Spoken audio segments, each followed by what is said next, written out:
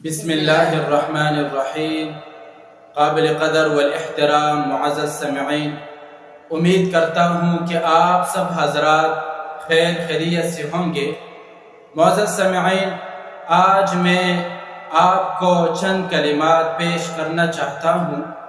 یہ وہ عظیم دعا ہے جس پر مسلمان کو روزانہ صبح و شام مداومت کرنی چاہیے، تاکہ اللہ تعالیٰ کے حکم سے اور اس دعا کے ذریعے اچانک پیش آنے والی ابتلا و آزمائش یا مصیبت کے ضرر سے محفوظ رہے۔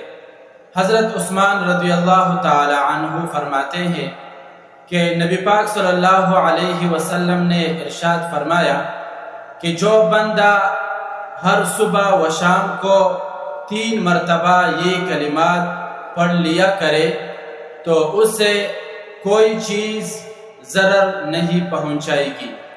ابو داؤد شریف کی روایت میں یہ بھی لکھا ہے کہ صبح کو پڑھنے سے شام تک اور شام کو پڑھ لینے سے صبح تک اس سے ناگہانی بلا نہ پہنچے گی۔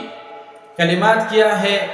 کلمات یہ ہے: بسم اللہ الذی لا یضر مع اسمہ شیء فی الارض ولا فی السماء وہو السمیع العلیم۔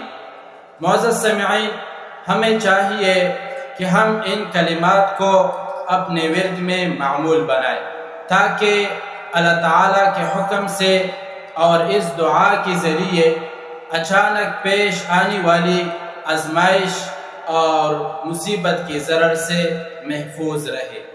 والسلام علیکم ورحمۃ اللہ وبرکاتہ۔